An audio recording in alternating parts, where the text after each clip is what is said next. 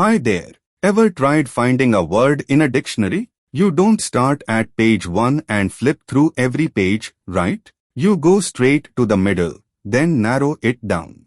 That is binary search. And it is one of the fastest ways to find something in a sorted list. Let me explain it using a simple example and then show you a quick Python example. Imagine you are looking for the word tiger in a dictionary. You flip to the middle.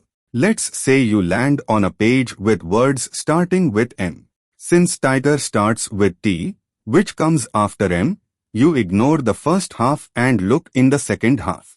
Now you land on a page starting with R. Still not there, but since T comes after R, you move forward again.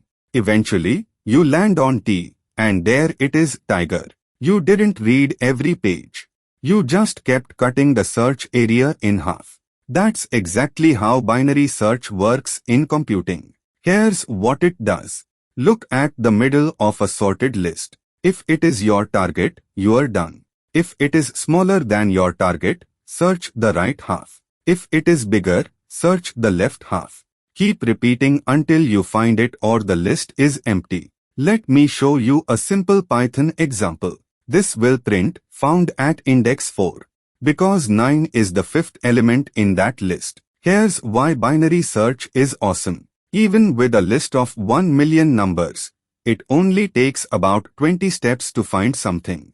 That's way faster than checking each number one by one. Binary search is used everywhere in search engines, games, databases, and more. So next time you are looking something up in a sorted list, remember, you are doing what a computer does in microseconds. If this helped you, give it a like, subscribe for more quick coding tips, and let me know in the comments what you'd like me to explain next. Thanks for watching, and I'll see you in the next one.